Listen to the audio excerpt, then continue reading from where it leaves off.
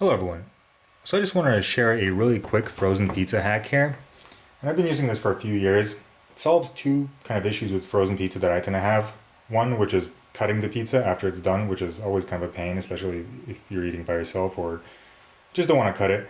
And two is just making sure the center of the pizza is properly cooked. Now in the oven, since it's frozen, it's always sometimes difficult to get the pizza perfectly even. And the way I simply solve this problem is what you want to do is essentially find your nearest kitchen countertop corner. And before the pizza comes out of the plastic, all you want to do is break the slices in the pizza before you cook it. So I have one here that I kind of pre-broke. As you can see, the pizza's cut in half, and I didn't actually do the best job putting it right in the middle, but it's generally, after a couple of tries, you can pretty much get it perfect every time.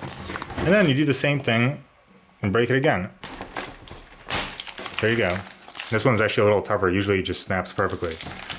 So now you have perfectly 4 pre-cut slices, and you can separate them out. I usually just kind of put it on tin foil and put it in the oven.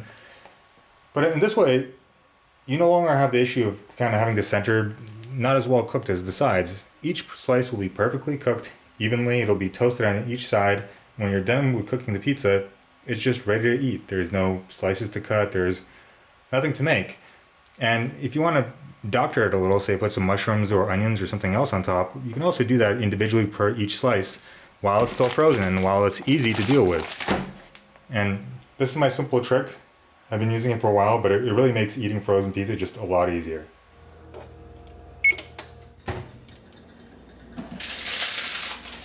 So I'm actually just going to eat half the pizza. And of course, the oven light decided to break the one and only time I'm ever using the oven for a video. Just slightly burnt. But as you can see, I didn't even make all of the pizza. This is just half of it.